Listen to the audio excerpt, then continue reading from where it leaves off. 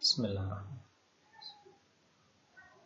Assalamualaikum warahmatullahi wabarakatuh. Alhamdulillah wa syukrulillah wa la hawla wa la quwwata illa billah.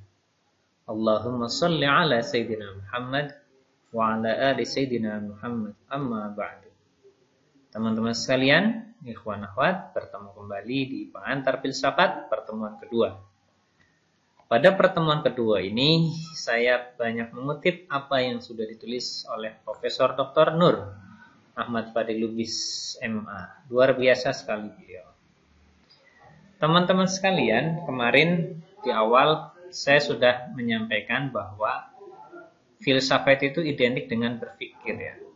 Karena berpikir itu kita diperintahkan oleh Allah Subhanahu wa taala. Kemudian seorang yang kita belajar ini mau menjadi seorang filosof atau menjadi ahli filsafat, kemarin sudah dibahas. Maka pertemuan kedua ini kita lanjutkan bahwa ayat-ayat yang berisikan tentang in kuntum ta'lamun, jika kamu mengetahui, banyak dijumpai di dalam Al-Quran. Jadi untuk tahu bahwa puasa, sholat dan seluruh itu adalah perintah Allah Subhanahu wa taala, maka itu hanya akan bisa dicapai dengan pengetahuan. Di sini ayat mengatakan wa antasumu khairul lakum.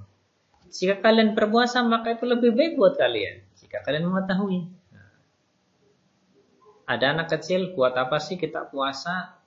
Lapar, haus? Nah, itu karena dia belum mengetahui. Tetapi bagi orang yang ulul albab, fahuwa khairul lakum. Tidak mengherankan jika Al-Quran menyatakan bahwa yang tahu berbeda dari yang tidak tahu itu, kita disindir, qul hal yastawil ladzina ya'lamuna wal ladzina la ya'lamun. Apakah sama orang yang berpengetahuan dan orang yang tidak berpengetahuan? Gitulah. Innama yatadzakkaru ulul albab. Sesungguhnya yang dia ingat kepada Allah adalah orang-orang yang berpikir. Lagi-lagi berpikir, teman-teman sekalian. Iya. Perintah Al-Quran untuk menggunakan seluruh anugerah Allah Subhanahu wa taala itu banyak sekali, teman-teman.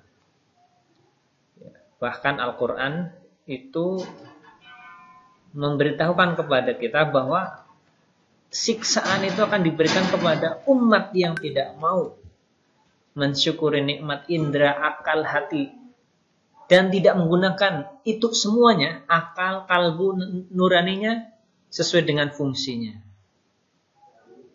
Karena mata digunakan untuk melihat, akal untuk berpikir, kalbu untuk memahami, dan naluri untuk merefleksikannya akan mendorong manusia untuk menuju sukses, selamat, dan sejahtera. Itu teman-teman sekalian.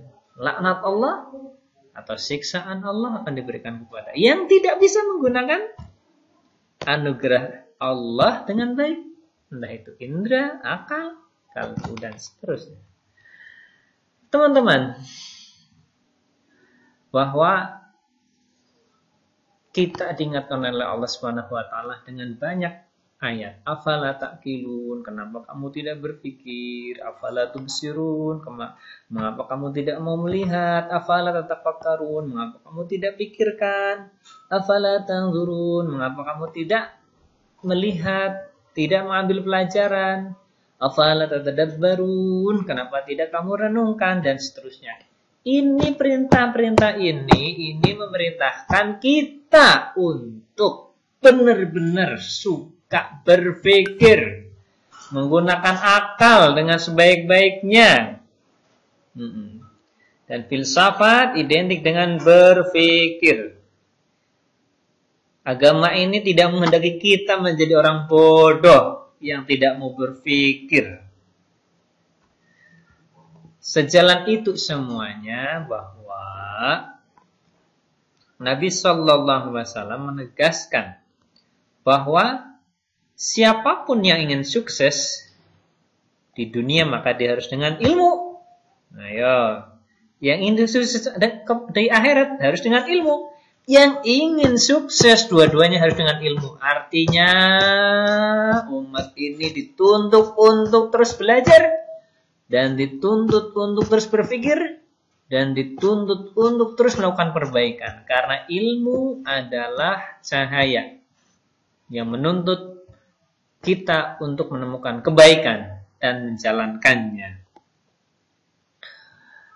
Sudah sangat jelas Nabi memerintahkan kita utlubul ilma minal mahdi lil lahdi. Bahkan semenjak kecil sampai liang lahat kita sudah disuruh untuk belajar, berpikir ketika kita nanti. Kan belajar itu diantaranya kan yang paling utama adalah berpikir.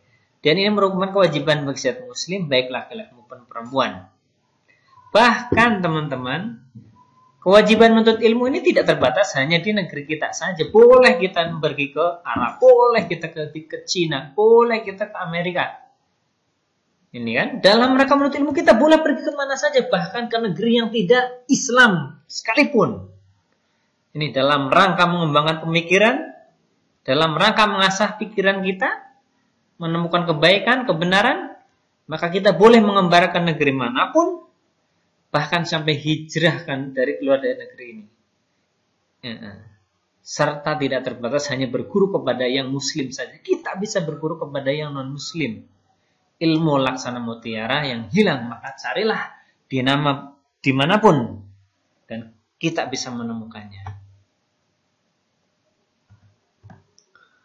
Ide yang diterapkan oleh Nabi Muhammad SAW 15 abad yang lalu di Jazirah Arab, inilah yang di abad ke-20, di paruh abad ke-20, dikumandangkan oleh UNESCO, yaitu Badan PBB yang bergerak di bidang pendidikan, ilmu pengetahuan dan budaya, dengan nama Lifelong Education, pendidikan sepanjang hayat, dan Education for All, pendidikan buat semuanya. Ini sudah dinyatakan langsung oleh Nabi kita Sallallahu Alaihi Wasallam. Baik, semangat. Dua pertemuan ini menyemangati kita dan meyakini bahwa agama kita adalah agama untuk orang-orang yang mau berpikir.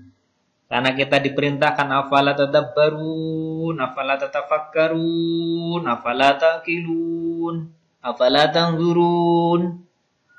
Berarti kita siap untuk terus berpikir untuk menemukan kebaikan-kebaikan dan solusi dari setiap masalah. Berpikir yang terstruktur, berpikir dari latar belakang masalah, rumusan masalah dan seterusnya, sampai kita berpikir juga dengan menata berpikir yang baik sesuai dengan kaidah ilmiah, insya Allah.